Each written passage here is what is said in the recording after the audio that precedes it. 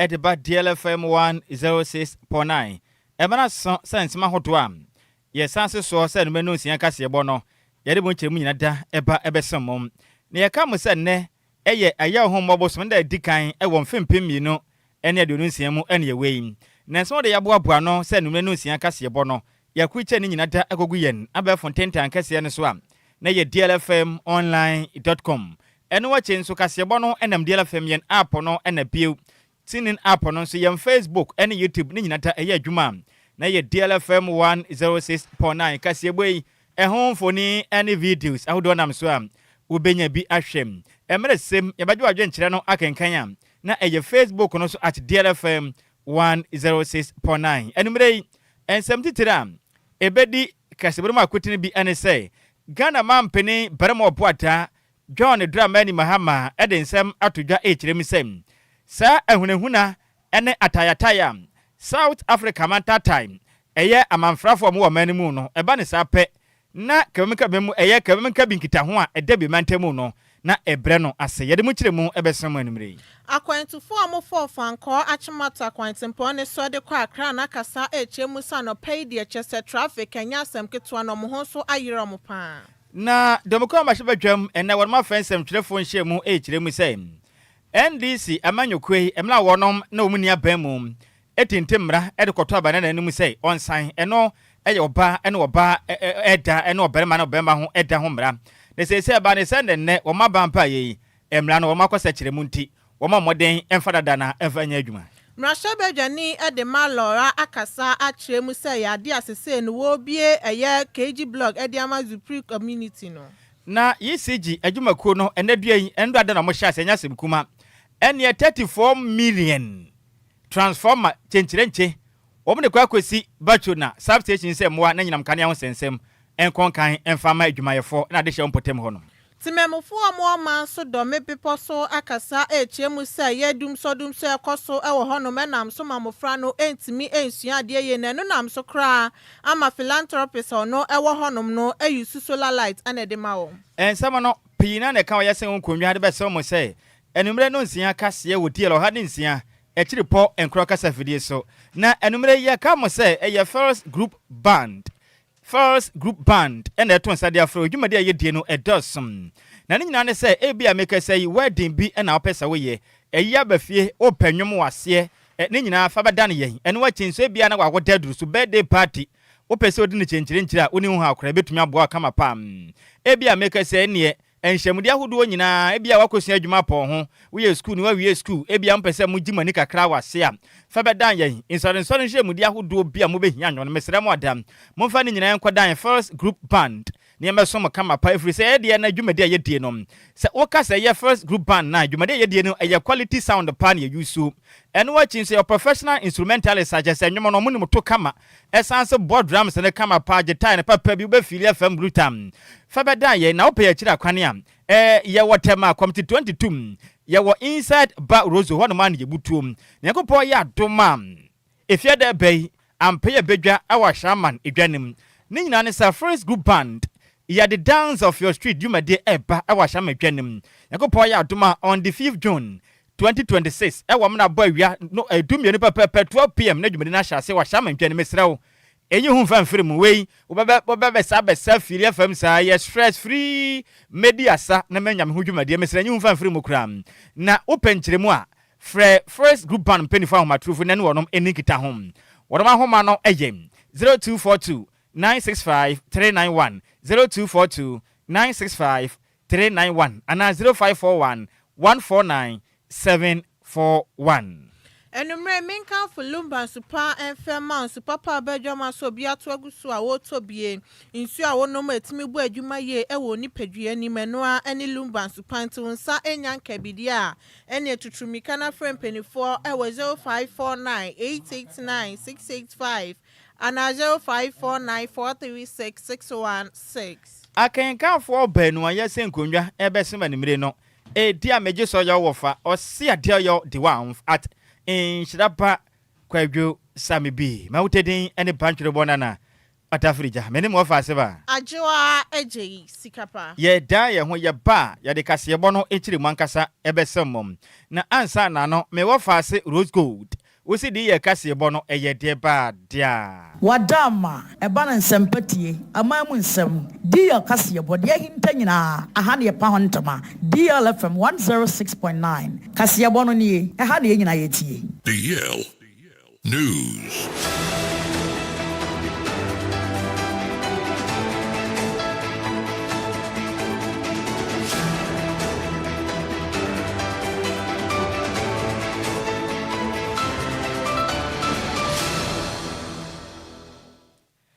Yamamo akwaba afeto mreka ne hia yen e Facebook and FCC YouTube na yemfa kasebo no ekiri mankasa ensamo ya sha kasebo na se e de afiri omanga na mampeni yem papa baremo boada John Dramani Mahama odensam atodwa ekiri mu sei wo hwe nansen eye xenophobia ehu attacks ahodo ekoso South Africa mamu am wonom etete amanfrafa wonom hwemo mamu no okiri mu a eye nsem hapa na wo hwe nkitahudi a eda bibiman ahodo akaye entamu na wo hwe de ekoso South Africa mamu na kire sei eye kunimdie mapade ye ntem titiru efa kabena mkabia memwo ho ne enkabo mu no na eya banisa na egunanim asekram Ghana mampeni ekiremu a ebanisa nenne o my Ghana mu enipa hodo matu kwan akopie mu South Africa mamu a ene amahodo so ade hye pi na wo ho no machese hunehuna tataye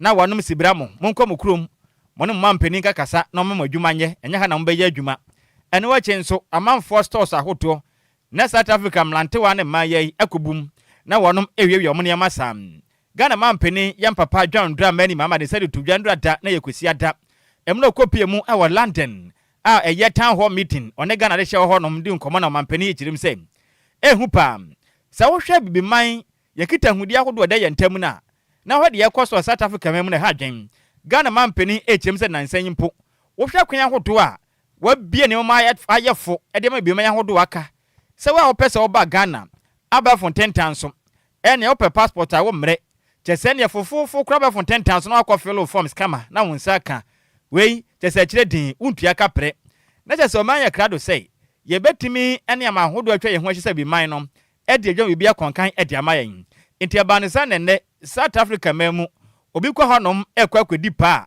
ne ye tata no ebo no age ne krade afri ne nsam Ghana man pani kirem sei se koba ne sa pa de a na kabrem ka mamu e da bi man yentem ana afin so empuntu a ye pese bi man yetumi tuo no enya de betumi eduru ho kran Ghana man pani ade nsantu dwa kirem sei ene African Continental Free Trade Area o kirem sei we no ama ho kwan ma abiman ahodo atwa ye ho ahye nyina no obia tumi kwa no nyonko mamu ekodudwa esan koba asomdwa bibia fa no tuma padifra ne santi adenti nene South Africa fo mu kirem sei moma ho kwa no bi mamu mamu o kirem eba ne saa ede kitangude mapade ye ntamu no ebetimi atwene to de atenwem. Recently, we've always pushed for African unity, and so it's sad to see some of the things that are happening on the continent. There's no way that any African country can achieve the kind of progress that it needs without working with other countries. We cannot achieve it in isolation, and that is why we passed the African Continental Free Trade Area, so that our people can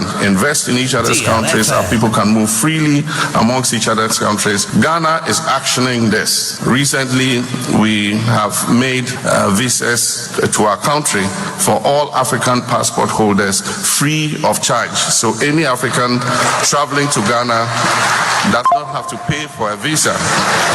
In doing that, we've introduced the e-visa system, which makes it more convenient for our citizens living in diaspora. No longer do you have to come from Middlesbrough or Birmingham to the embassy to come and apply for a visa. You just sit wherever you are and put in the application, and within 48 hours, the visa will be issued. Chese we chese o man Ghana edwene bibiman kaya ka ho pa nanso mo South Africa for de enyamwa ye ne yabafo na nya saa ka de mu yi kensi kram na eno achi ena Ghana mampeni edi nkomo akra ede fa wiase nyina gu kansi a o man Ghana ye nso ye kobia igusu ya hoboabo na Ghana mampeni kirem sei abeto dwa se ne Ghana for do na apese o mkokohwe agukansie ne biem ete no o mbehia sei enkaban betumi afa odom ho ka ede o makọ ene wachinsi de ombedi ene tikiti ne nyina no aban emfa ho ka bebia wonde wo mutire batu nyina na nka aban afa ho ka nanso Ghana man pani kirem sei wo hwe o man Ghana sika sem sade tie na enya de a yensa so ye ho saa na pani te sabe ye de ehia ansa de ye fata na ne ye kasa aban ede Ghana de hye efiri o manyim akọ wiase nyina go kansie World Cup ne bia nipa ba ko kura nya hwekura no ebe $11,000 ansa nipa ba ko mutumi de nakọ tie ba ne se ebe ha dwen pam Ghana man pani kirem sei yemfa ntom anim sese ye kese sikasem ye ni ahode e betumi tu saa na mon yikra na mom wo hwe o man Ghana supporters ne ye won kwom kwa hodo pi supporters yi ne ono wo mu gusu ye hyehye pa e de aboa wono man kasa members a wo betumi de tu kwan akwahwe agokansie no afi nso mu amwa wa manone ahoto a mbembe ba bia agokansie ne betodwa ho no no wo betumi abom kakra na pass e be fa brain e de Ghana ni afiri anam se de kwa akwahwe football e wo chese ne Mexico Canada na US de dia Ghana sika yemfa ni saguri the Black Stars it will be difficult to take our supporters from other domain. We are restricted because of the nature of this particular World Cup. It's being held in 3 countries and we're playing our first match in Canada and then moving to Boston, from Boston to Philadelphia, and the cost of transporting, feeding, accommodating each supporter is, beyond our means. We say we are being fiscally disciplined. We cannot, spend our money in that manner. The cost approximates for each person to be fed, accommodated, transported, and all that, to watch the games, tickets, and all that is estimated at almost $11,000. And so, how many can we take? So, we're concentrating mainly on the supporters' unions. They have a tradition of following the team to different places. They've been here to the UK, they've been to Germany, and they are registered members of the supporters union. But what we're doing is we are procuring tickets for Ghanaians in the diaspora who want to attend the games. And so if you want to attend the game, you will get a ticket to attend the game. And so we have organized our chapters, our Ghanaian citizens in Boston, in Philadelphia, in Canada. And so the tickets that we have purchased, we would give to them to be able to watch the match. If any of you want to travel across and get tickets, I think that there's a way we can manage for you to get tickets to watch the games.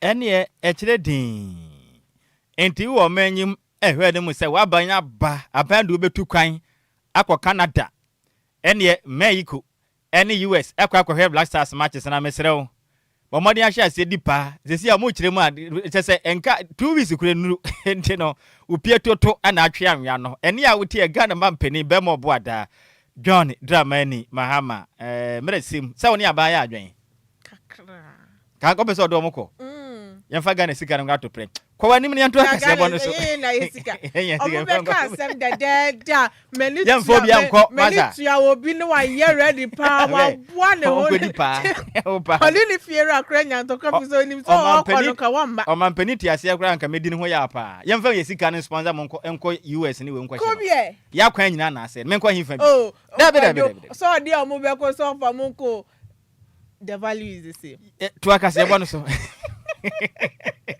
Kasebon say official. Kasebon official payeba. It's official. DLFM 106.9. Yentwa Kasebon so na kwentufo omofa ofanko achimota kwantempone so edekwa akra no enede eye Adjoa Agyei homobobo so meni de dikan won fimpimienu ni aduonu nsia mu de omo ho akiro mu ye papa esansa wo hwe traffic esi wo hono ma na esewani ensesa meka kiro na yade akọ main road ne so ene outer lane ni na traffic esi wo hono ene ehyen no ebi nko ebi ma omo gina faako na ebi nso sei na wa imagine se wugina eye traffic mu na o kan so ase na ka ni bi akọ nanim kakra na wo de wuntimi nkọ wanim ha adwinye papa na motofo no ye o ma age se nko mo fifa mu a na so mo du baby no mo krampo ana ekose traffic ne mo nti yetimi esan wom so mo nsan so enko machi se ne be yo mefa kwan bi so se ne be ya cars no enso ebetimi akọ na bra mo ni di okase ebo etwetwe nkomon ana kwentufo no chemo ma ye basa ye baba person say bi magina traffic mbe 4 hours 2 hours enya ade o ma hyen no etimi akonto mo sra ban se wo so mo ye bibi e de fa kwan ne ho sa ne be ya traffic no ano ebetimi abrasi aban no enye bibi emfa emma wom esan say bi chie mo mo free ayensan wem no mo ban ne anopa no nsia no mo ko station honom omu gina honom anopa no so kono watwimu ansa no mu nyaka na omasan so akogina traffic mbe 2 hours 4 hours dia na ha adwen to mo sra ban so nye bibi emfa kwan ne ho efema wom Joseph Bano ka yense prinsa wom na eba na traffic ne de na penifo beti na superma omo hwe no me bibi mo emaye because me nimsa ka bi na ya na sese ni mo ne nam kwan so no ba timu sa cars ni bi asese kwan ho ankasa so ko metime den ebe fa firi ho na so no na madwuma ya kokwa de traffic ni mo sa na obese se block imagine ka de apple the jira so 1 by 6 is about time kwa 11 na ba kwa 11 adwuma ya kokwa ba ntimi nko ene se ka ya sa be dina hai the judge motor is up a couple for their quackra. I bet not better in the scan because I said, I've been forced to be a cabest someone so bad, not too many no matter any use to find. I could probably be an answer for Tamadian. The Quanum as a police smoker and answer Medina from my baby or Quanama Casna, and I dare say, be on my year through a cabana massacre. Topic many at the one year, this one. Yabrancasa, Yadis more than 2 to 3 hours. They didn't come because of traffic in Tinaka. Prince Awom neba do blue. The general hope 50 bears is Muminia can be bears 7 to 8. And ya this wa put in Yamia Dum Yaka say. They say they see what my 7 and the Manantia Baby Achimota Yajinaya still can't cry because of traffic. Traffic, no dear. You don't know. Sebia, a quine on us a something I was a more than a quine beyond the first one. I am a quine yet access no more dear. And I say, be a minor rules now. I did that church. And I say, was a more than 2 1 more. Say, be a doom and pencil saying one. A bit to me for near Nhyiraba Bishia. Eni ya wuti ye eya 24 mo fa eya fanko achimota kwantimpone so ede kwa akra no mu cheme ne traffic ndi na anu edi ye papa. Yantoa kaseyabo no so na yenkopie mum ewo Mike na yema hwebedwam na domko ma hwebedwam ene wonom afrensem chirefo nhyiemum ede sombo ede abo National Democratic Congress NDC amanyuku no ene abanya wote abanwa so echirim sem wonom ayo Ghana krokro de dwom wonom enya twompa efri say eba ne senene Human Sexual Rights and Family Values Bill 2025 dodo abonam na ne say anti LGBTQ+ bill no ene o makoda ne ani ensentwerefo nhie mo na dwadai aye homa bosum de dikan emfempim ye na do ne nsiemu mahebedwafo a wonom eye domkuma e o mahebedwam opinipo da wonom anam kasa ya sense out mahebedwane ono kura yanso ye co-sponsor edema bill no Reverend in John intim fadwo echirim sem ede adia ede ne yehuni se ba ne san enamra emre bi atwam emfempem mienu ne aduni nantem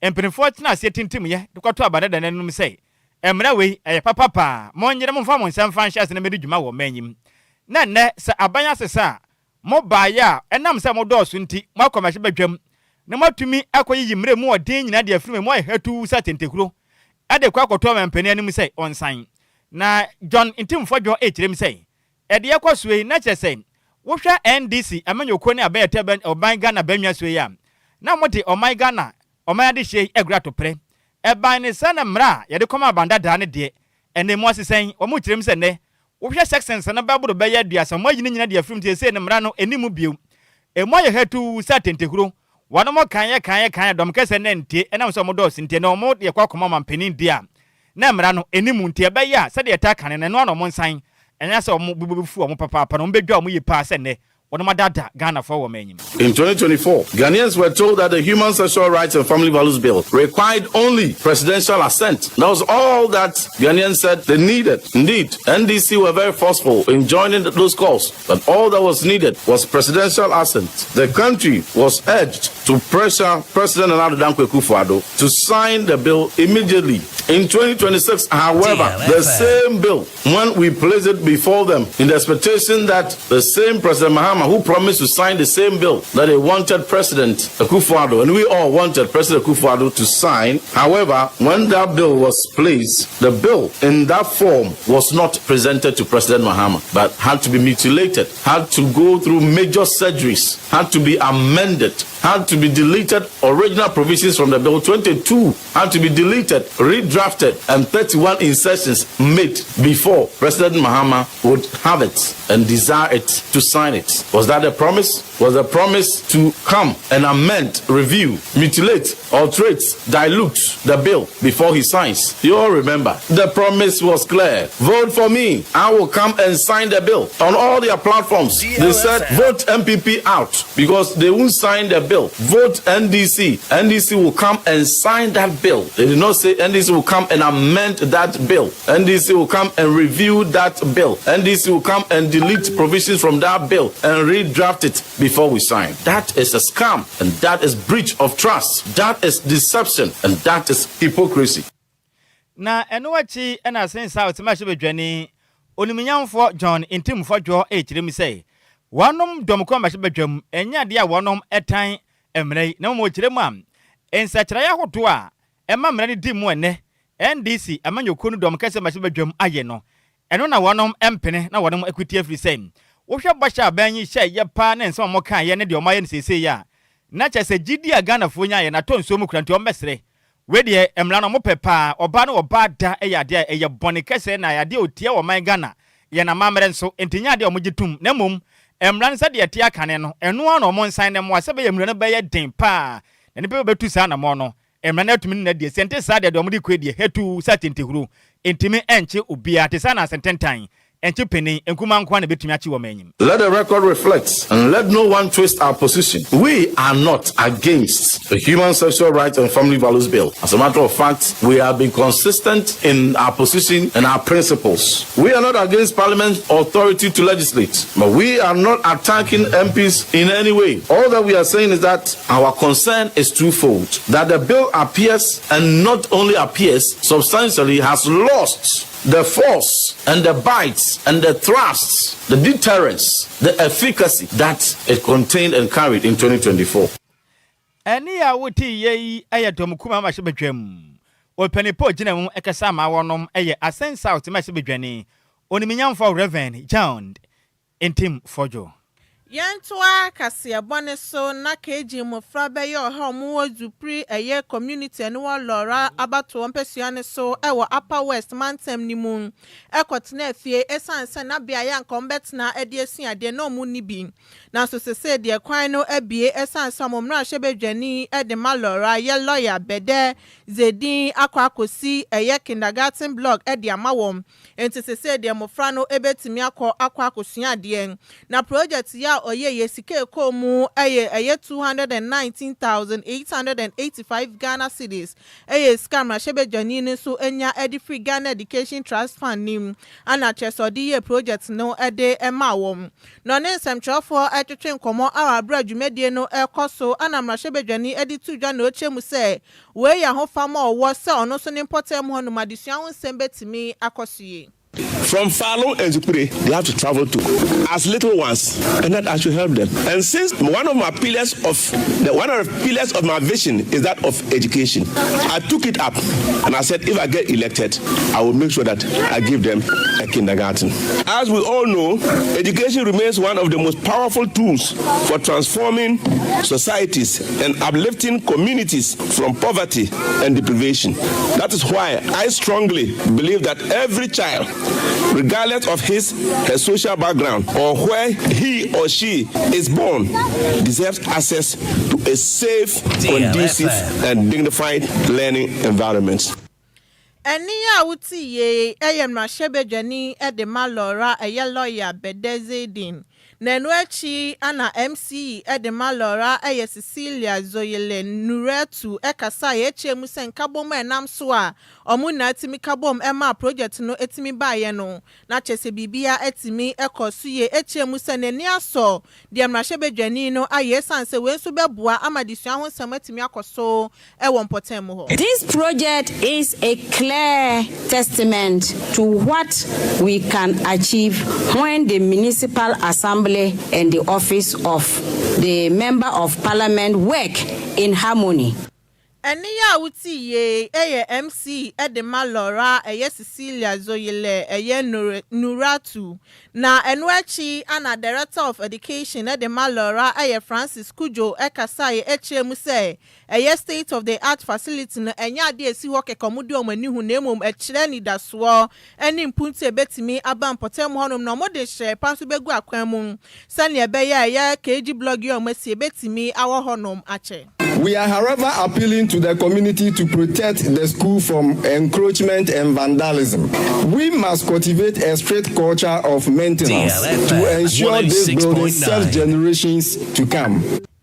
Eniya uti ye Director of Education Edema Laura Francis Kujo na ne krakramu anohene Edema Zupri na ba bonu botan a otoso miensa enso ekasa ye echemu se KG blog yo masi de o mayade ye papa pesa nse betimi abo ampotemofo na mabunu ni so etimi asua de ye entitimemfo ni na embo mo homode so betimi abo school no ehoban. The school is here.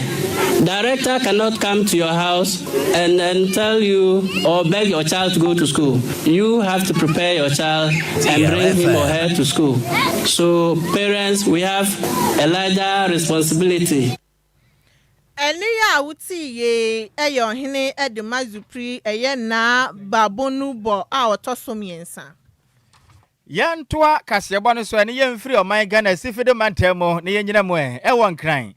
Pompone mantemo na meka sei oman Ghana enyina nkane ho sensem na ahonede ho sensem ne du ba bia na aketan aisa hunumuhwi wotwe a wo brɛ pam na aban egusu bo adwumaden atoto ne ma se bebo na enyinam kane no etimi ejene na so nti aban meka sei onam ase ahwe oman Ghana ho ne ne sensem so na afin so ase ahwe enyinam kane so bo adwumaden yi pam na mprempren endrada wanom edi 34 million transformer chenchirenche pam womo de kwakosi bachona primary substation ewo nkra prema tembe bo pam na ne oman yi mu enyinam kane sensem ejane na so peme sesa be prema ne awa mu pa na nyinam kwane yi atumi aboa de hye wo oman Ghana na dwumadi ampanimfo de wone mu kirem say Electricity Company of Ghana ECG for ne dwumadi so omotre so omoboa pa na meka say no womedi 26 MVA transformers no ne capacity ne high pa by 29 MVA unit ekwa akwoboa pa we 39 MVA unit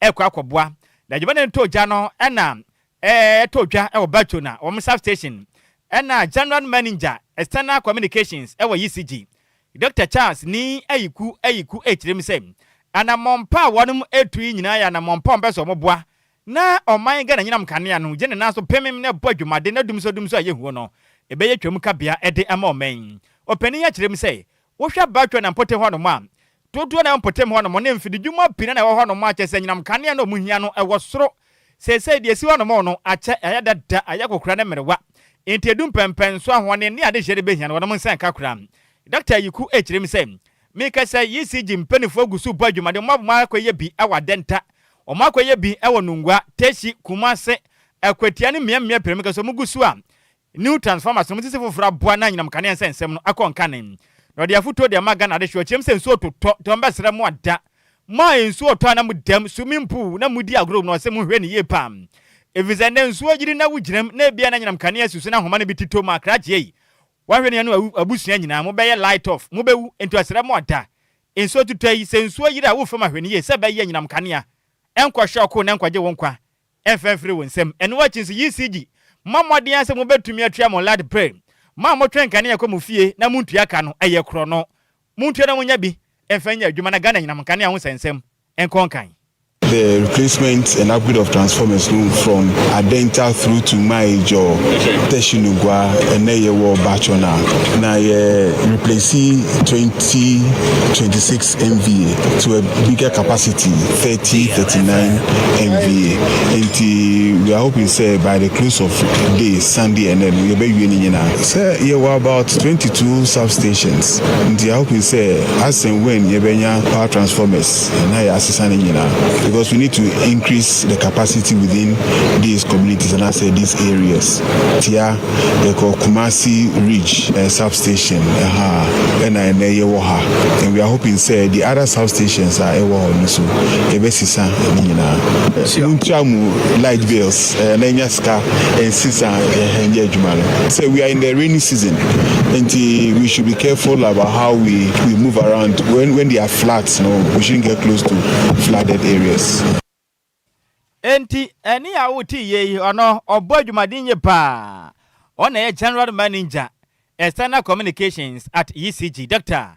Charles ni ayiku ena wote ne nkene no wachi no ena general manager in charge of substations ewo eye ECG akache eye Mr. Francis Kofi Achacha echirem say in fact isi ameke so mugusu ebodwumadinye pam na ohamdi chemba ye aduoson de omabomodен serve adehia wonom ewo Bachona primary station wonom bibia konkanye pam ente mugusu boa sebe ye mekane ho sensem no ebetimanya hoden eje ne national bodwumaden asum omen Mr. Kofi Francis echirem say adwumade omopo no won pese omoboa pa na oman Ghana nyinam kanea no eje ne naso pemen na esum omen na sebe ye dumso nanso be hu na wahuro no ne nyina nyabo apayo enyinam kanea ho sensem mugusu abo adwumaden na wonom abo sebe nyinam kanea sensem no ebetimi eje ne naso na yebo ye homoden say yensa beka owura Francis Kofi ne no ne ede asom ye hwe ne say yensa kana ye transformers na ya install ye de ma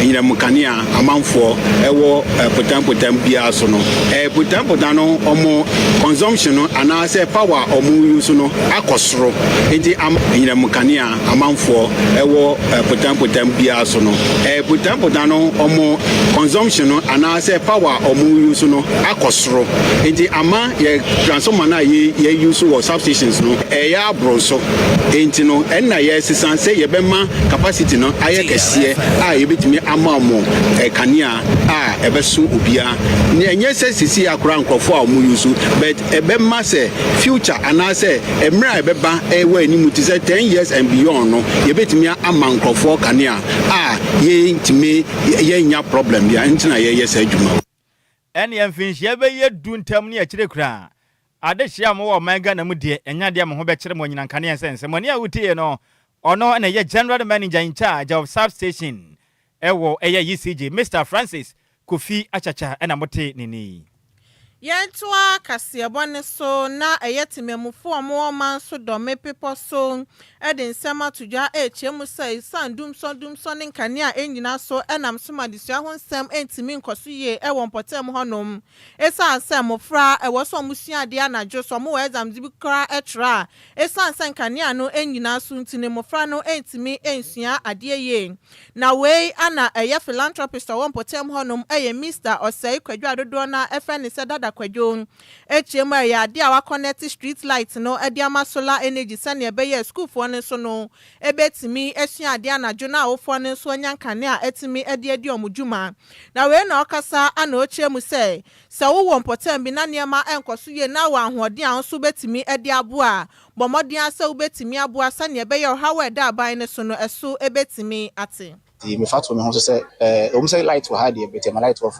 Lumba nti me imagine say me wo practice fie until say me tree street box at the bob mantem say the be ya my light off praja yenso be nyanka ni ana yenso ya dem no de kama koma ma me ye say gusu no ma bebre say the be ya ko no so betumpu am ko so yekuro bi sabi e de wudi busu apanyi kura na sabi ko yere no makra ende omo hwe ya and you say okasa aban say bi obetrase na bibia ni government ya me diri say aban kura wate kura wonim kuro bi afem do me paso wonim kuro bi sa wonim kuro bi bia ye fre na bibia na esu ya de and you say yakopon boa wona bia o free say obeboa wo kura bidem so say oboa eye ebeboa ntime de me kan nyina ne say me kan chire me nuamon ketewa na me nuanom mpanyifo ya omo ba na omo modi kan say bi sankofa yenchi say dem di kan bo bi say kontinu hwan na nchi na ekom obi antwe ne nkodukurum na say bi onkonko ye bi ye kuro ne de ye bo bi de na nso ya kwan nye em say mo ba no mo fa kwan no so hu akwan na atete apapa nsam bebre enti mesere say aban so nya ye moa na o de ye kuro no ye kwan nko a o maye maye DLFM 106.9 Eni ya uti ye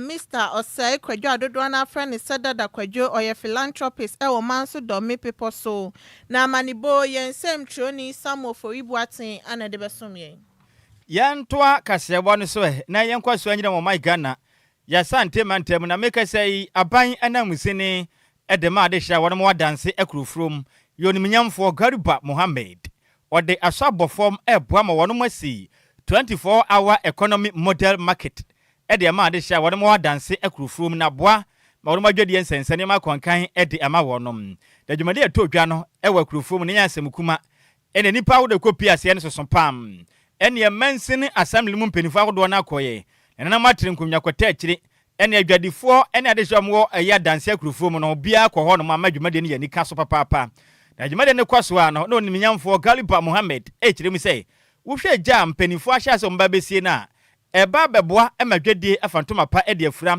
awa danse akurufrom ekire mu sei de yabai ebi mada ebeboa pa sabaya niam ahodo ade hya kɔtɔ beton ne ade no wombe ye baby dia goro mo hare won mo madwadi a won mu die awadanse akurufrom na okire ma yemfa ntuma nim say 24-hour economy market na eba no niam pi ne wom ene women's bank school ehjem pharmacy etuatuam hospital police station fire station washrooms ene restaurant me baby ade dia adwumade we no enya sem kuma okire mu say we no enche bibia be kon kan ne ebosume papa be ye ebosume akomako be dun watwentem mabiem enti mu hwe ne mu say adwumade on ba be die no Pebwa mo pama mo so badwade mu sensem etimi akonka dem sem sei eto nsentwerefo anim yade market no de ba adanse akurufu mu ha nananom samohwa eye kwaye huina edu ebrada bia na wo mo de market ene MC program no ntina ma yetimi pama wo nyina free akwaye mu hasane ebeya emu beda ho sebi ru ba bia market no ewo no enyini se ya nya market no wo ha ebeto mebi no ekwa we mu no kra se ka bi apenentem na nyame ampata na ni break efeli a ya nke atampawo ekurumu ha entina ya ne sadadi ya de market no ade beba ha DLFM yekina ha na mi jina mu jama His Excellency John Dramani Mahama and our regional minister Dr. Frank Amwakohene na yasre na nanom ne de aso e de abofom ama 24-hour economy market no akoso enti se echina bi no obi twam no hu se contractor for ha na omo eye adwuma bi a anye obia asemfoforo na 24-hour economy market.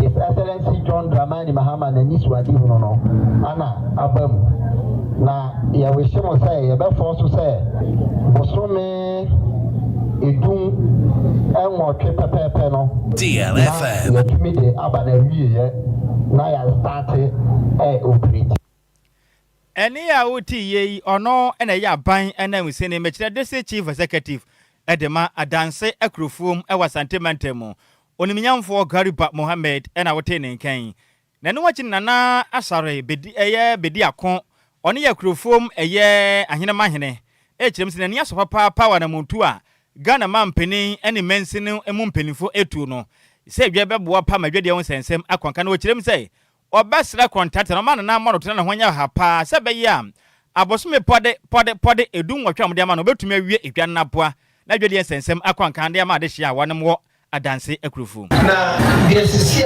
consultant no eyi atreye apo na nanom adwene enti ase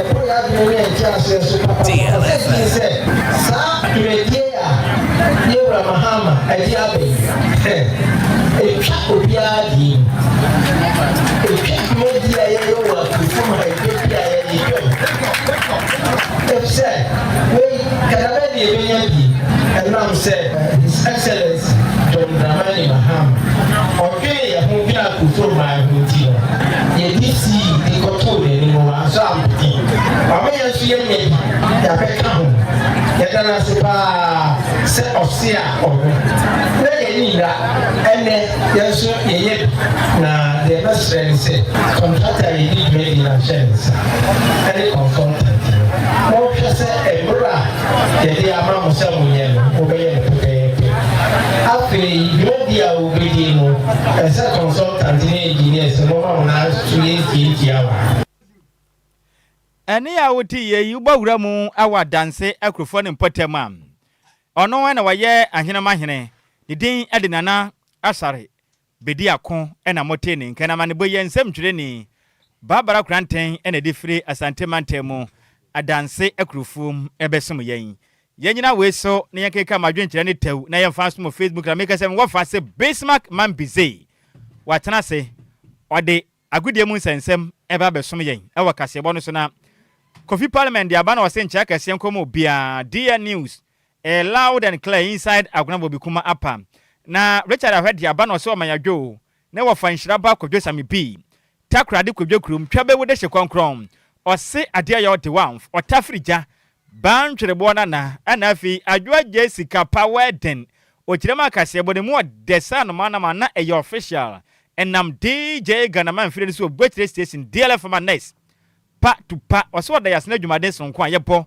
esom oh my Ghana na o kirem se kasebo na napo bam e de ade kasen na ode aka ho e de abam na o kirem se we kira say happy a beautiful new month to everyone listening to you right now and our person wish mu nyina DJ Ghanaian say yakopon ma afiwe anase bosumwe no enya bosompa emama mu nyina master pana junior kentampo na ode aba na o kirem se I say NDC abana ya Ghana for frakadam efa oba na oba eda na oberema na obeba oberema edam ho mra no ade ntina masesam saa enti ade ntina dada na mo kan ye no mansan wo no a wo so de nchema wonu nyamfo mo 6 abor incoming Greater Accra organizer matemi wo fa se master pana junior kentampo na won so adwenkyira wo de abebe ya drei ye kɔ agropramasi visa Bismarck watana se na ye kwei de obetie ni DL Power Sports on DLFM 106.9. DL Power Sports on DLFM 106.9.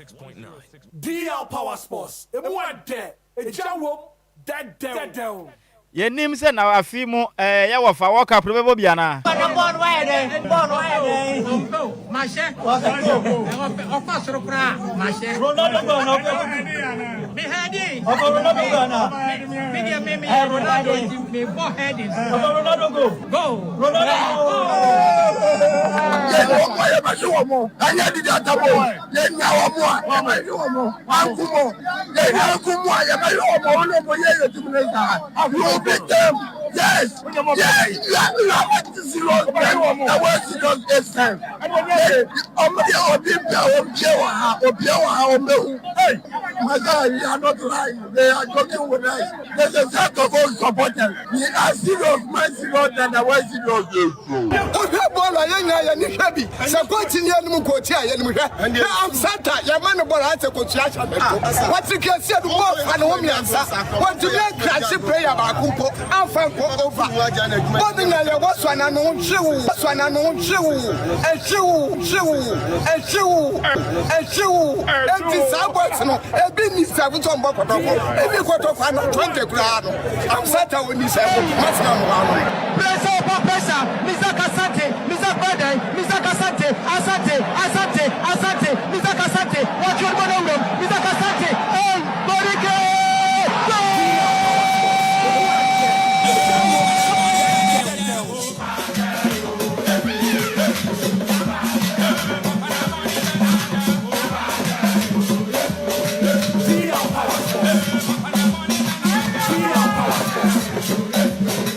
Me what fa say Bismarck man busy atena say and somehow do dia him awa agropama so robabo no de nyama be som yen awa kasebo no so yen ko ne nchema na kwaba na onfa gudie mu sensem emesom yen numre Bismarck afa Nhyiraba wako de Yesu adome ho ade pa sanso ho o nyame adome tiapo se work up na ka nefu aba yesen aka 10 days less than 2 weeks yes wow say 11th ana ene First. Yeah. It's a 10 days. Hey! Na work up no Ghana for no ombeko. Oh yes. Achitafo no omampeni nkomo no wate. Yes. Wate on. Osi entimi form. Dabi. Mo am form sika nko. Ti omo a se Ghana mo ho no mo am wo ho ne de ebetua mo ticket na mo de akọ. Ense ne obedi kan yo on. Mia. Most likely. Ese otumi di kan. Ebi abe. Se be your mama free ticket na de akọ. Ebi abe Sunday. Ebe ja akwan next week. Na me flight. Mia me ja akwan. Me ne management be kasa. Na mia ma hwe na ma prepare kira mo. Me wo na de me ja akwan. Me pese wo ma live commentary no. Na wo de me wo fa asefo no wo fia na wo kwa na wo fidi wo no. What ya say ye twa wa ye fra no watwa tum. Ne se kire din. Ento tuam se bibia didem. Oh na den. E ba accreditation card. Oh bibia wo kire din. Didi aka nse se. Me se da kura peka special bia no na wo de be ko park no so. Sa. Original one bi. O se wo de na ma yem bisa. Be ma me driver nyina. Oh na den. Ni nyina ma obi. Me pe bia ka ho am kama. Wo na watwa. You are live on radio. Oh yeah. Said and my mouse me pe broni oba na me na twi wo. Ona nke ye. Broni ba kama. Enti no report. Won nyina be ye 25 years, 22, 23 ho baby. Oba bunu so. Oba bunu kama na watwi kama. Na odo wonder ma obi an hawadwe. Wow. Na wakwa. Na World Cup experience na no be. No be ye den. Kofi se me de na kwa e be ha dwenti no. Mintu ma ne nkwasa because ne nyina ye ntena ha ya. Ese mia na. Wo na ese okọ. Se FA Cup no so ma ba wi MTN de no. Yes. Na dreams entumi anye no. Nations are sure. Ka kira me wo fa ase Suraj se edu se me chia no. Ne ho ye. Sure. That's a folk former player. Me feeling the power bendo na yes anka to prekreso nkubu bi. So watwe ne ho firi ho. Oh, I know the penalty there. Na me kira we say best players in the time me say penalty. Because we yi ne ho firi. Na hwe e Arsenal there sesa. Me wo fa see o she 10 jersey. Your friend is saying. So ko bobi. E go see saying. Ya share that. And na yes ko dey asua there 10 and the boss say so watwe ne ho firi ho. The change you bam say be penalty a. Wa say no. Saa de kura de o munyae. Bo ne de e lack ne de bo. Nya afi na ma change keepers ne ade ndo de o mko yen kwese hwe. Enkwese hwe. Keeper dreams for changing no buy. Dey no ye. One cheba ko. I under 17 dey. What you say? There is no need. Bo na ye lack. Enti de odam no wanya lack amane ndam. Enfa won se panel to onya de bia dead no le baye majen ko ne makwayi na firim. De obaye na ehwe. Training ground no aya niam mo ye ho na. Match day ye nti na nti na onimochi a wan fa na ntum right from the beginning na make us say the short no bobo free chire ba na ndia onipo no dem ni sabi onimchi anko dem obi an ne strength mate what you say monko so a asena ye bia moa no mozo so mago e dey same openi bra ko asena de am ya na kan pesa me je Champions League no ba ko na anye enya hwe yaje EPL no kra enya bad say no so yaji bia che e bra ko me nya na kajagum right abusu anyume me mu adwomo akwa ba kwan sonko so kramra deal 106.9 mega so emra so agudie mu nsem papa de be so mu dwuma di kase esuwe no e ade e kan sanyume no nsia kase asujua wo tie nyina wo fa Nhyiraba Kwadwo Sammy bi nkasa nso a ana baba so no Adjoa Agyei Sikapa sanyume no wo nso asinko de ade e kan sempo no me pa twanyume no nsia kase na so emra so besima kadu se man bi se mi suma so agudie mu nsem no me de so na afi no wo nsa nso atimi atodwuma de so aseda piesie enkoma ebu producer Michael so coacher wono nso adama okuchire nsem no agun krata so besima kadu se man bi se mema sanne de ko empokra ne de ba agu kansem tiwe no enso e champion kofitela Kofite won iron bono and na nyume wo join show no live on Facebook sanswa and na YouTuber video Saudi reaction Saudi empokra any image Saudi no so etimema on sell so jumadi ensina bibia enso akwanka Lumba super and na kwa mo mafa jumadi nyina o kanyume wo mo se mimu sanse so bai and na wonu mo mfiwa na sempo no jumadi e ba kra na wudi nei eno so e fa de e kan sempo no enhyemudie ni panchiemudie ana sempo ni panchia ankita odie no eye Lumba super na ade suma bedafo na se jumadi bia wudi no eno nso atimi aye nimonyam hye Lumba super dama ya dimra agudie mu nsam no ya de be som na bibi bia nso atimi akonka yan hye ase a ye hye ase afifie me no kase no honorable minister for sports and recreation eya honorable Kofi Idi Adams wakodi nkomo ene World Cup ya ko 2026 FIFA World Cup me no kase no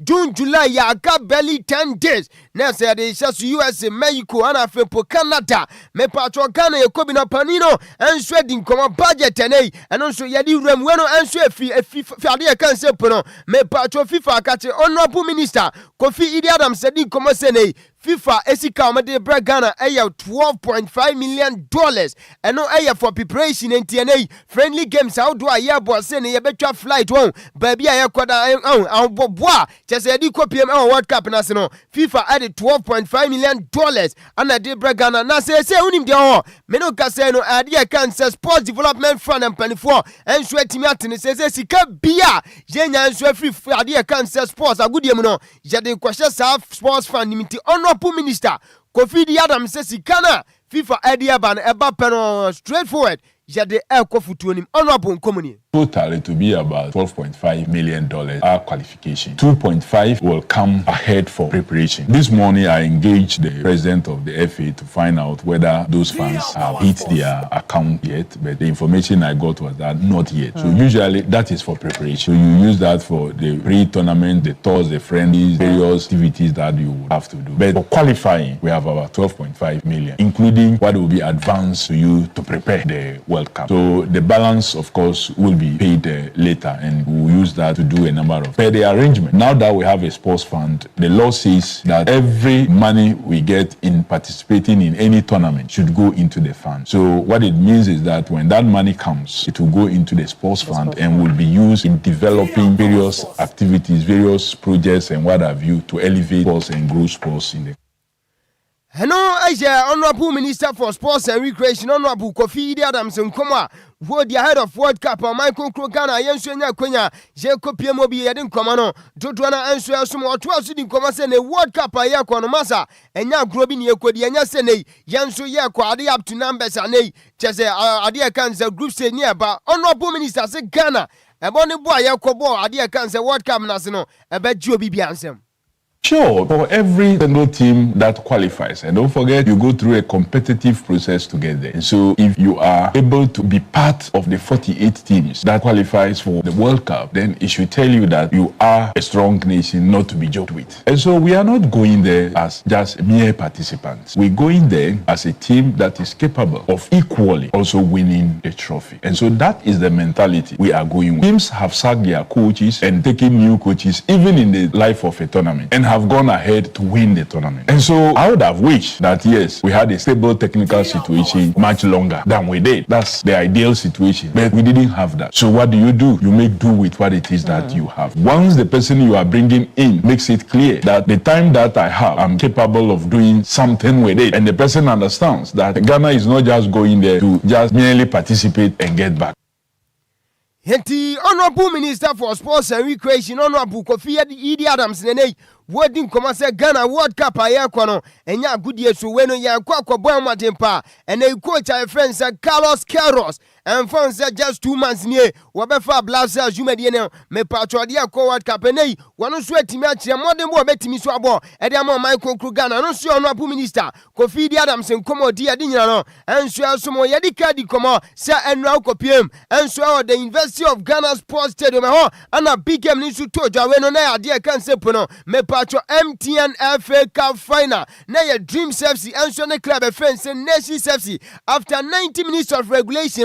Game no so and day 1-1. Game no travel here and so penalties. And a Nations FC share Dreams. Me Patro Kanuma. One so team and Naya Namsubi. Meno Kase the Nations FC 2026 MTN FA Cup Titan as a Potrofino. One so GSM now. So after the game, what Penny friends are referent Dorman and so I had coach Adiman Nation. I went on as Dreams FC team now. One on sweating come on, say edify game now. When you look at it, so far as the league is concerned, I think we told a very impressive story. Dreams FC was the best second half performance so far as the Ghana Premier League is concerned. They just ended the program. The FA Cup, we've also gone through a very good round, all the way to the final. We were expecting to win this game and replicate 2022, 2023. That historic achievement, but we push. We never have.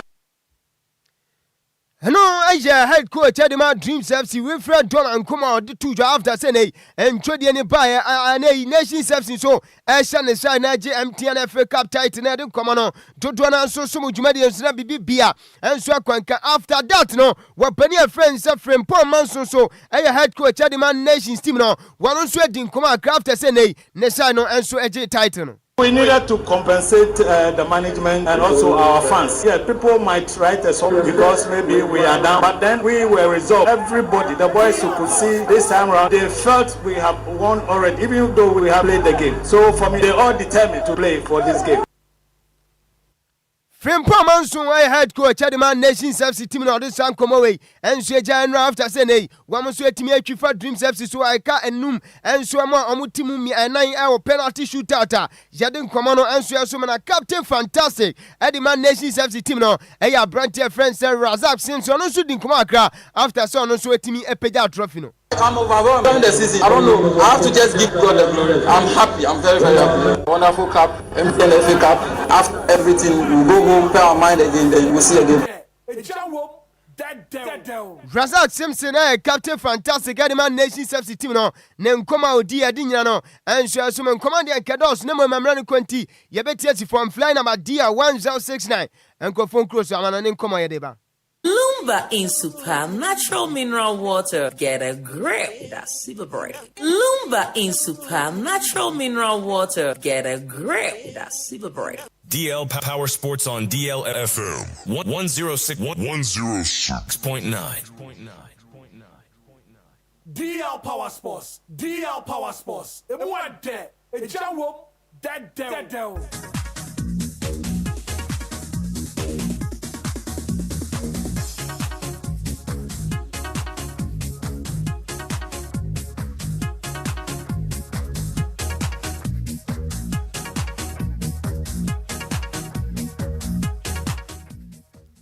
Right, Abusua Gusua Sinkoya so kan kata Lumba Super Nyime ya Jimra agude mu nsam ya de somo dwumadi kase esueno ense ade ya kan sanyime no nse kase ofa dusu no fly number DR1069 nkofon crosso amana ne nkomo latest exclusive nya no jadi gua na fo nsan so atimi ato dwumade so na unim se World Cup ni tojwa medical di komasa ka just 10 days when we tojwa ade ya kan se USA Canada ana Mexico na nra games how do pina tojwa when eya yonkofo kensia mnu kase no amaya ho do ene omo ni atimi akopiem enso World Cup na se no ana omo de say onkufa kansie we enso ehia so me pato omo na friends Ecuador eti Saudi Arabia ebo me kanime no mutibu ba ko na South Korea ni we no enso Trinidad and Tobago game no me pato South Korea so she kaninuma me no kasa Trinidad and Tobago enso antimi antika ni mada braka na Mexico enso echi Australia bo na kanibaa ko woman antimi anti Japan so no echi omo friends Iceland ebo me kanibaa ko antimi anti Singapore enso echi Mongolia ebo me kan poly na omo ante Switzerland so echi omo friends Jordan ebo me kan poly na otimu bako ana Czech Republic so no echi Kosovo ebo me kan mi na otimu bako me pacho Cabo Verde wenu eye Keve womo so echi Serbia ebo me kan mi anso matimi ante Poland so no etra ya hwe ha amo my friends Ukraine enso bo mo ba me kan mi nu a me no kaso matimi ante na Germany ne Finland game no me pacho Germany enso timi atwi fa Finland so eka poly na omo matimi ante USA enso echi my friends Senegal enso bo me kan poly mi ansa me no kasa Senegal so no timu mienu ana Brazil ne Panama game no Brazil so share boy kan poly nsia Panama timu mienu dimasa seze makachro World Cup no ze honorable minister credit commence ne Ghana yenko yare ha o man bi te se Panama de kiane kia betwa form so ene woni Brazil bo no hye nsia na wutimi timu mienu masa Ghana yentra nyare ha se o man ya friends Brazil so no enso ntimi enhia de kan se 6 goals nempo ya timu mienu Panama de when you be kan se by hook or by crook I was say ye twi form so entiano me patro notable resource eno so tojwa international friendly games no ana e din come out to do na so asomo e wo dwumade so me no kase o minor ya friends say Canada unim say nei wo so e can host nations no wo so timi ade o 26 man squad en so timi abamantina say ana me patro un komate open e when goalkeepers no e ya miansa mazimka we no e ya prepare ana sempono Kripeli ana brantia friends Owen Goodman ana weno eya Don Sinclair enti Kofi Buana wa pie images ni adin komo sanso na defenders no me pa jonya brantia friends Moise Bombito sanso na weno eya Derrick Cornelius Afonso Davis ana wenso eya Lagdi ade kan sempono me pa Fuga Loris ana brantia friends Alistair Johnson me pa Alfie Jones Richie Laye sanso na Nico Sigo ana Joa water man tiwei defenders amenu kasano wam so atimi anya kwenya represent my friend say Canada enso e FIFA World Cup na say anyiwe ya chimrede nkoma no dodo na so sumu dwumadi na midfielders no me pacho mu komanie opani friend say Ali Ahmed sanso na benya Brante friend say Dajon weno enso ya Bakanan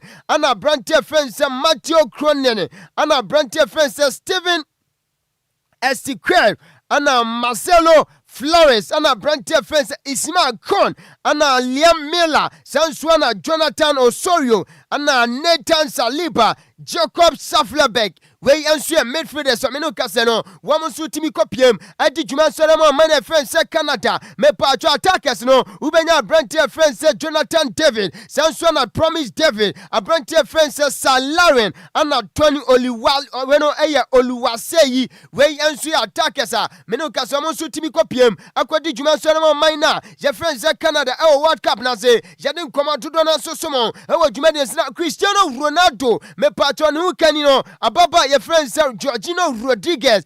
You are quite come. You said Georgina. Say World Cup. No, unim say Wufi Argentina. Ana Wukru Ronaldo. Enso free Portugal. Yamusa amai mienu. Ushem anei.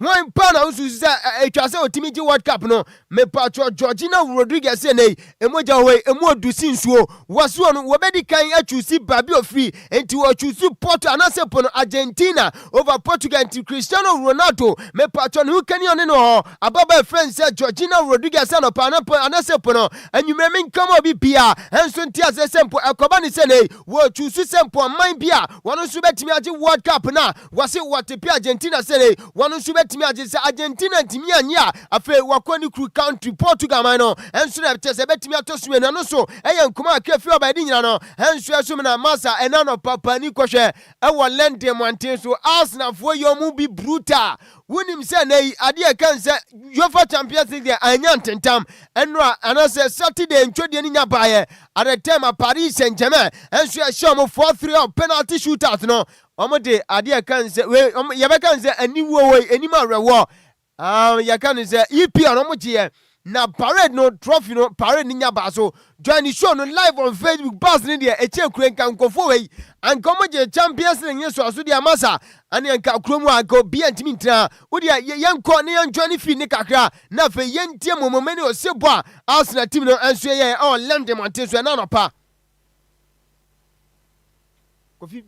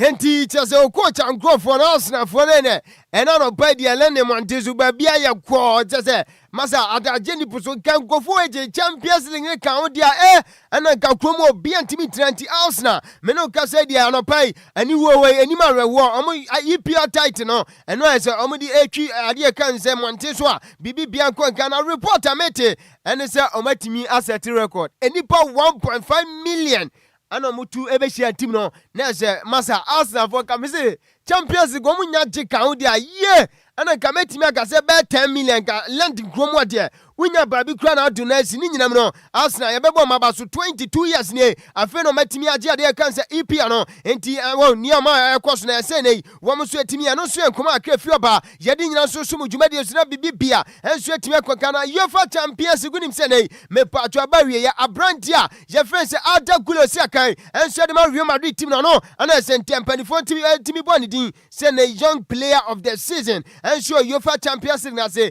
akwa ediama Ada Gulo Uruguay wanu si akanso ne ma Real Madrid team no eno nso enkoma kefu abadi nyina no enso asum dwumadi ensina bibia enso etimi akwaka medical din komo say World Cup no aka 10 days enti from and FIFA say and a deadline last day our send national team bia oko World Cup ni bia etimi submit the final 26-man squad and then you measure my friend says Uruguay and so Edward 26-man squad abamanten goalkeepers now Sujua Miensa a branch friend says Sergio Rocket Sansuana Fernando Bueno Aya Musuela and Santiago Mele wey aya goalkeepers Miensa no kaseno woman so etimi akọ represent your minor your friend says Uruguay na defenders no woman come on say net here Bueno aya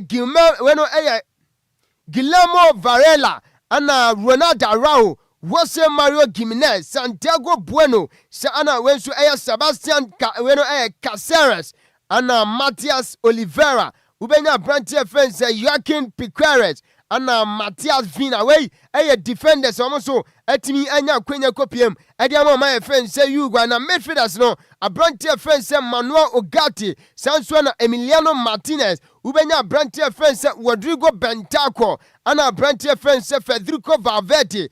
Austin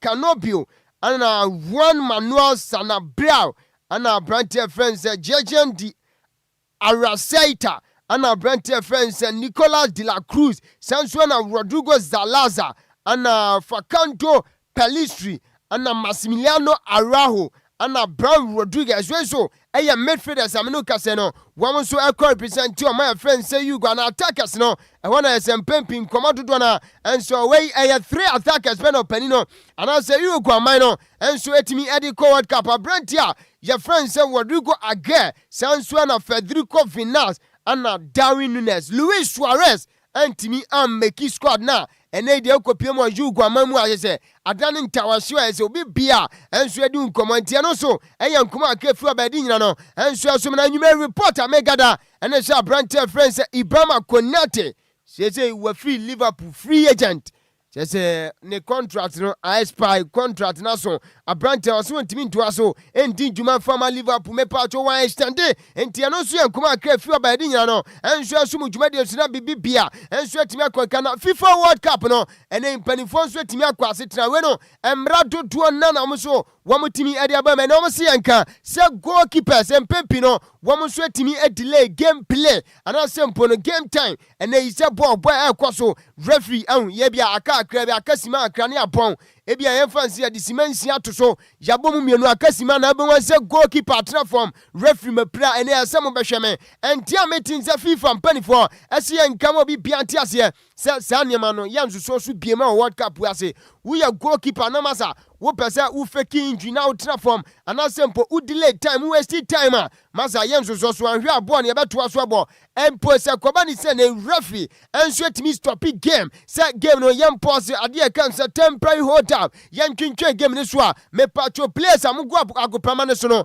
muni akwenya se mukọ technical team no wo mu coaches wo na mosa akwaji instructions foforo no so eya emra me pacho ade kan se FIFA mpanifo enso timi ade ma montene ne omusiminka mo bi bianti ayese vafo no say yamo mutumi a emu adene pa enti minim won enti anei se free kick mpo be dawa enye se ye ya ne yakobo e wo se va no so eteki om time one video assistant referee for no wo mu take om time no mo hwe na wo mutimi e hwe game ni anase mpon incidents ni e ansa kra na se free kick de bebo a chese abo no so enkoma akafi oba sanso na we player nene odi Jesse anase uso wano kasa kire referee anase opponent bia we no a straight red card yanso so sanse mu esunti wonim se ne enya fe na odi watade u Jesse ne be kata wano anase po wodi wonsa be kata wano na se bi wakwa gikanze hunu akire bia enti FIFA anase po no FIFA mpanifo se yanso so san ne ma we ya mede atudwa no nti ankoma ne doso nemum emene ko ne Monday awoso beba international DJ nya atras nti agude mu nsema bobo no nyina no yamfa mpema asida PSN koma Michael so coacha wano anetimi kuchire nsem no egu nkrata mu besima kadu se mambise mebe sani ma hu komo no sania ekwane sania eba anwumre yanchia samje bakwi mama Julie eni ni Ramisa samwahene afo anwumre nso banku ne tilapia na ekoso papa samje special banku and tilapia Enyume chese upe baby a obedi banku ne tilapia. Chese bibi bia be konka samje special banku ne tilapia na make come for ma. Miss Rita Otama come to 2 menyanti so no nso 80. Bema ya enyume ma menchia. Bema Martinenka. Masa. Bema ya. Dey ne dia dance say watenenka. Me say ya high kwa minti kawa. Ene money din because me dey me no mo ezom be chese I patch up because we for na ba pa me chew endra ene ho chese ni tu ene me ne gaga ne koto dwagu form o se watu kwan enti na se ne nkofo fire ne ne be hwe enti wachi die enti die ne kwakura ne sei o se ono wakasa se me gaza obi abu befufuro bi se nkramoni a ni search ye den awa sala nam ho no ne mpabo ayira awa masala achi aso dan ho Enkramonia ni search ye den ewa sala nam ho no ne mpabo ayira ewa masala achi edan ho ene we de o ma wa mo sala na na kwa fa mpabo sala nam na say na ba bi on na ba chef mako bi so wa wi ana but mesre bi mo de nkra be janti ma me mo de tani en so bre no kwada da fi bata mo no ye yaje oni e be nya bi asem wa nti na wonim say o ma ware na o mo fa o mo yire mo achi no o mo de nkra be ja o na TV me ba TV Jesus Christ are watching you. Jesus Christ are watching you. Na enkra mo de ba ye ni mo fa ba ku bi sa na ma wa na de ntine ma wa na mo san fa mo yire mo achi na mo fa TV di o kan I didn't in the first place cry be mo are for the also kofampana Judge me no. Afi na be ware o de ware ya. I didn't in the first place cry be mo are for the also kofampana Judge me no.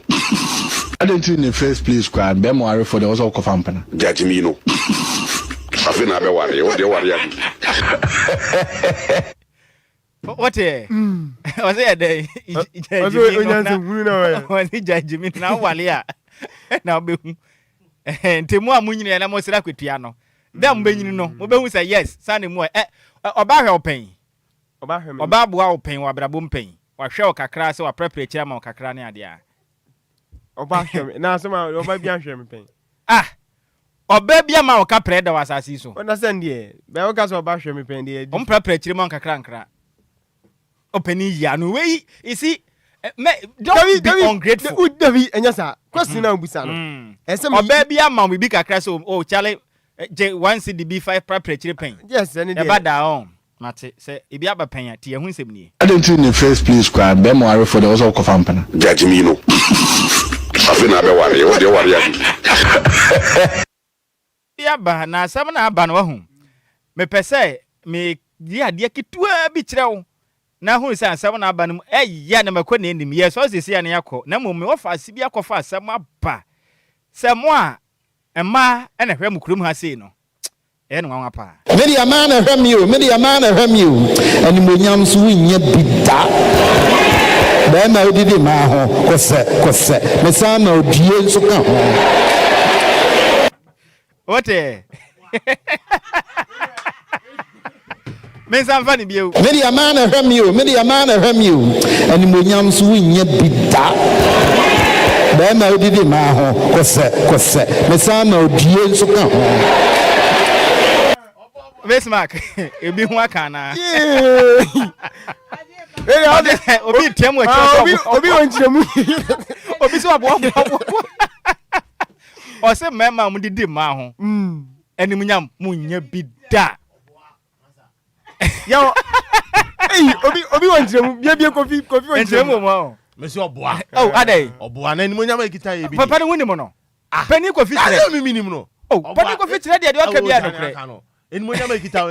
Emi o ba hwe me. Animunyam ekita. Oba hwe me. Unia. Na kofi be bia tie gidi wo be fa ma kiri. Unia animunyam ekita Besmark. Na bi o. Kofi kan de ya mo platform.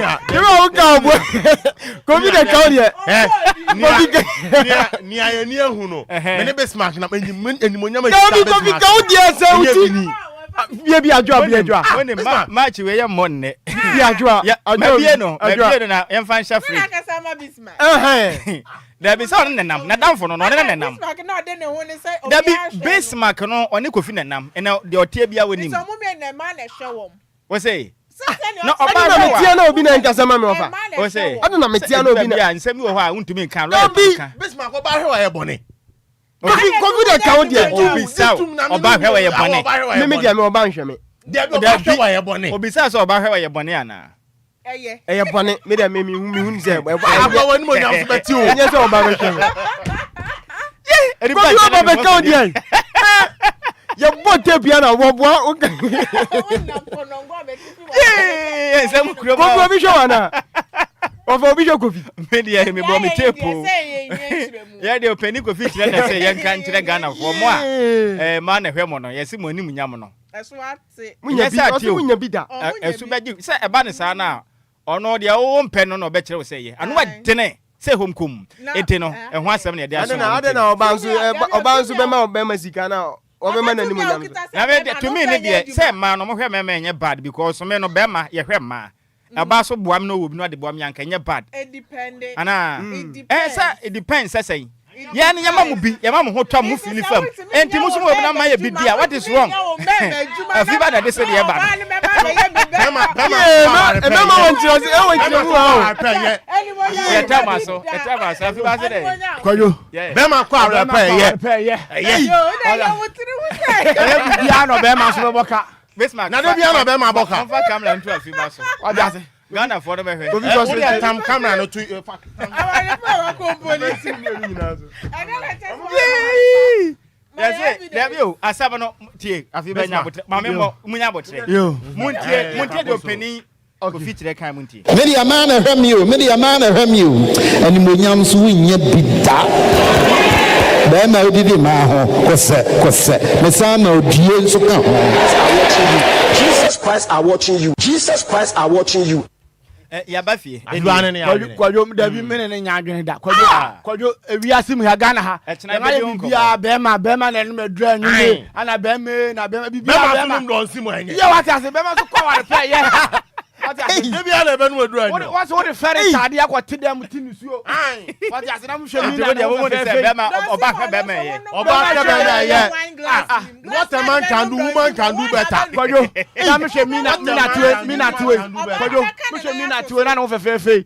Oh, na me na collide na be also international wo me petal na ko bom. Me ni bi asem ka che mi na se me ni bi. Enu e different. Ferry.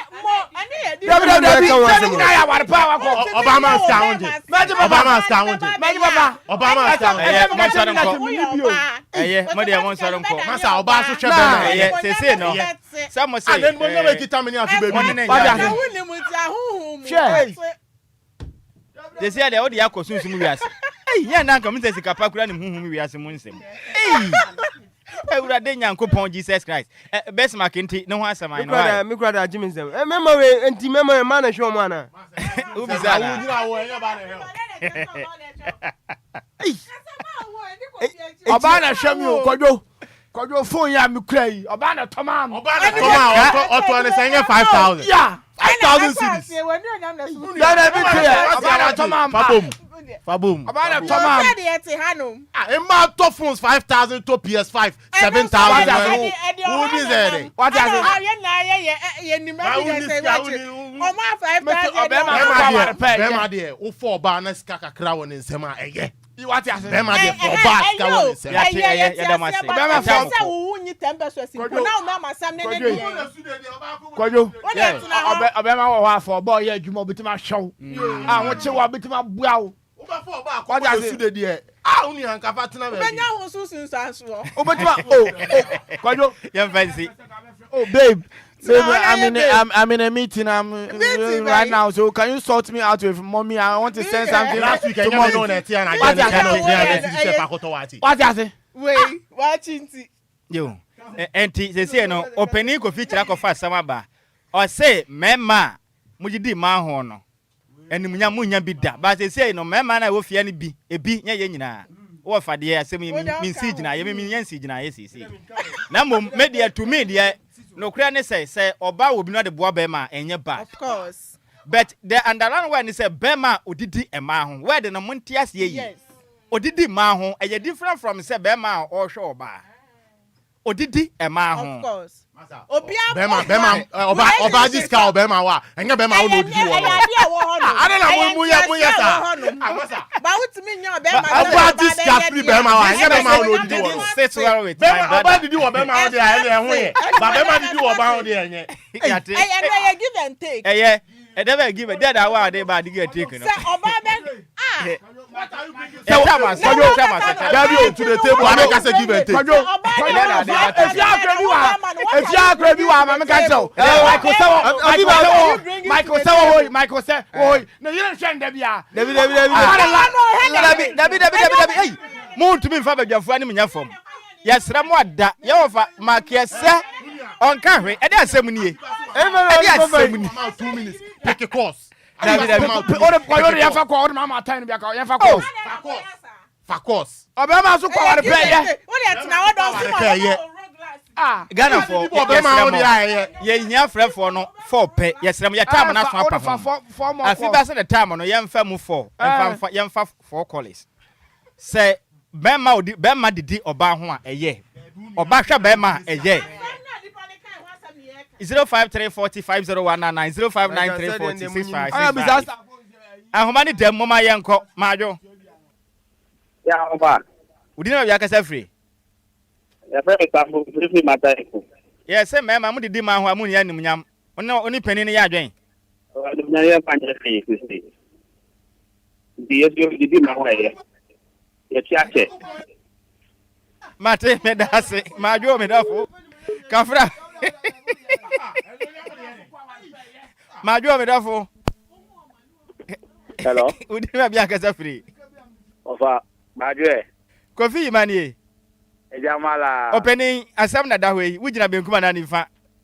Eja. Bema yesi e kwa warpa oye. Etu be kosa didi ma na ho sa o. Ah, that offer ye kale. Deda. What is chief for Osempa Kodo? Meda say yam obi anchiri for Osempa Kodo. Majo. Eje so ofani na bako de. Boko yes, we did my house na o nimnyamu nya bio na one na ya adwen. O fa be ma de say o fi pade ba ko ye yide ball ba. Ti be ma de o wa ho de ne kura e different. Ti da bi say o bre mama. Enti say be ma na ye adwumade no hwe oba nya say oba na hwe be ma won. No. That's how we macra respect of more. Ah, na say ma na ta hwe wa ye mu. David. Eno ho asamayen. Majo. Yeah, da. We didn't be akasa free. We are from this area. Me can see answer. Yes, man, na say mo hwe me ma ne peace na obu anim eye. Eja, ba ma de obetena na oba ba hwa wo de. Na kire say wonim yam no kra no. Aye say bibi no. Hey, Ajeta, Majo Bedafo. Hey, is it a pint? Your last caller, now, is it a 2-4 no 2-2-2. The last one, the Bejan, your point, young Fabio 05345019 0593406565. Majo Bedafo. Say now, said the Equano no, or Bano, or Hebe Mani Pisana, I say, and then Yamswati. Ujitum. I'm Ujitum. Say Bema or Baha Bema on. I want to see any part on the water. Yeah. Bana Bema and young from so. I young from Sivia in any part. Mate, Meda say. Last one in the Majo. Yamiadum, or Baha Bema, ya, and answer Bema, and so her bar. But about the bonnet because baby, I never said Brashomo, a bonnet being. And tell him now, Unfan Yaman and Yahoo. If I don't know, they say, let me, and so about woman to the man who I didn't know. Meda says, they say, I didn't go. They say, Mumania 6, Mania 4-2. I have 4-2. Last one, the Majo. Yeah, Majo. Senior, we didn't be a free. Isaac, because I feel completely right. Miss Isaac said, yes, you know, yes, marry her, man, be brisen, and Munyam not to call. Would you tomb? But everyone of Pakatum Somuko, watch you join to Omoko Muto, somebody and you Yamutiaka. Why? Meda say. Yeah, and they say, nothing said, now, 5-2. And then with all those and they should understand. Maybe your bar. We are Bema now, Unyiska, Onyasha Womwa, Nami or Bali may show automatically who Samina may show to me the head. Who Beman saw a junkie? Yes, me at the head. And my support, we both can support. But I want to say, Obani, opening, we didn't have Yakas every. Aske dodo na kwanso. Kwanso ye time ko ujitum. Animnyam no mo yese ma na hwe animnyam na teko yenko. Oba hwe wo betutu nches me afro ne dross ne Brazil nyina. Sa Animnyam ba kokura nkanso. Enya. Anya. Ya te no apɛ ne ye pɛti enya ye fasi. Eno ana ye pɛti esie no. Ye ka se be fa ye brebe kwa time aso. Enti ye kɔ afiba. Ya say mudi agura mu besi pieto. Enti mo hena kwadwo mise won. Ebibire mu ha usi pieto. Upa na usi pieto. Unia. Upa na usi pieto unia. Kwadwo me na me hwa wo no ne me ka say ne ha me bo. Bema kra police ka wo botom kra wo ni mo nyam. Enshira me ni mo nyam. Ebibire mu ha kwadwo mise ebibire mu ha na amana basa o. Cristiano Ronaldo opening na Ronaldo o ni se be fa be kan Cristiano Ronaldo di ni be dey no. Oba talk ka ko chen. Aya normal. Obema to kware pe ya. Onfa wo se wo chine. Asem we ye di akira kase bo ne ye mfa nsi ye de si efrise. Ensem ne mu do. Omo kire mu a e ma ne hwe be ma ne bebre sa ro maji omo sam tumi kire konkon se be ma be sam na ne mu fifire dia oba. Na oba nso abomodin akwa wo so ago.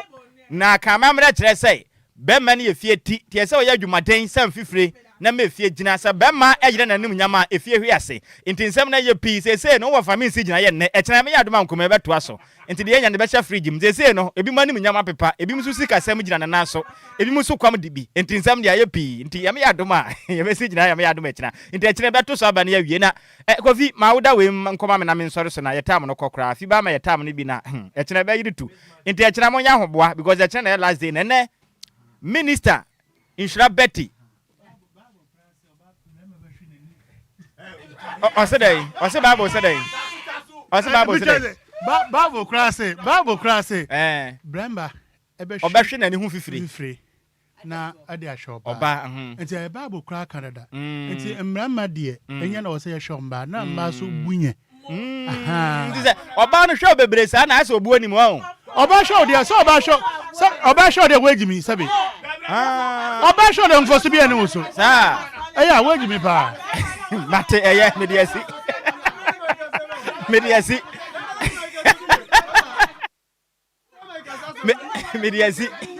Maritrate don't worry enti if you are my head bruta he wo fiar mesra mo yetam ko de aka ne yanyom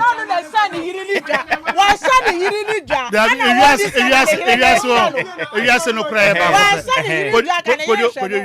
etina mo fanya ben wa ha mesra mo asem we mo fanya ben wa nkomo ne mudo Paja se Michael say Jimmy and Obedman yiri jam we top on you Dabi mayi mu nyina firim ya besra mo mark ya asem no you should disclaimer ye nsanim makese obone mo homoden se be ma mu ohwefie control fie ade a na yire ye ne se ne yire body chitom e ma ne nya hoden e bo adwumaden oba na yire aduane papa de ama ne se be ma bedi adwuma mu but bibia ne ho daddy se makese ne yire na ehwe no na mo boa no bibia konkan nti ma issue disclaimer enti mesra mo a mo kwatwe makese to anwea mu na sem wei wo fa me ne base mark ye nsanim ye nsa hospital enti asemu mesi achina ebe pa fie ha enti echina mbedi ho nkomo aben wa ha drive no so enti esre mo se be ma hwe oba eye ara se be ma na ese oja na so hwe oba no control fie eye nsampi wo manyim enti mesre mo dede na mo aye mo ma yenso kase bo so eye me anam kofa ba ya na manya asem enti mo fa nche na happy birthday ekwade ama minister Nhyiraba Berry ena ho fedua Nhyiraba Berry kofi bo amena me hwe na kama me de pictures na ma enti nyumtuni a udindi Nhyiraba Berry ena yankopon de afe ba ko aka onfia nti happy birthday enkoma gospel musician a udin e de Nhyiraba Berry ya me nhyira opinu a woda no onya ne soronko enkwatente ne onyini che ena numre yesere mpa bo nya ne se enyomoto adwuma a wo ye no yankopon emie wa adwuma onyansa wo bekoso e de atonyompa na watwe akra e de ama no twede yampon yankopon happy birthday once again goes to you Nhyiraba Berry a wo ye nyumtuni ya me nhyira opi minister Nhyiraba Berry na onya okesie kasebane ye de semusefo ne ya Miss Mabel antwene semu ema ye champion tele de kopie mu Facebook na fi yitima kasebo no wonya bi ehwe ye no ache no me wafa se DJs gibi echinchim kasefrem for ma Edison me enumre ya kenkafo ye mienu na wo se da insinia o pony so Baby akasa no kasa gu nchen yonti enko mic nim. Me ba to me say enda me oponi. Oh okay. And above mic e oponi. Okay. Mate ntini enkomo ho. Ende komo de kura metumi kura bum edomo siko akra ka ho a. Enti na yes so a DJ Afiba ede nwompa ebeje otata kopem no nkra ne wachi no. Pon dwumade na be hye ase. Say ye no nkro na be hye ase. Na pon na du ba ko 11 PM na omode pon dwumade 2 hours. Enya sibukuma wompa so agro bi bia fa wale sem ho na relationship no. Oma bet di ho nkomo me wafa sexy obofo market ne dom nya be trans Kofi Taylor na ye technical producer nya sem kuma fi anom akenkafo ye ben we gya meje so ye wofa o se Adjoa Agyei at Nhyiraba Kwadwo Sammy bi dia meje so me mra ne pa no battery bona na otafri gya me ne Adjoa Agyei Sikapa atete na atete na wofa dia masema me si gina ye oba hwe be ma o se be ma no hwe oba o me si gina ye but Bible say be ma ene so hwefie akamamre so be ma na so control fie nti sisi mi si gina e ma munyina moniti ade hye Kwame ade wakabomu ana iso awo no mo ha wani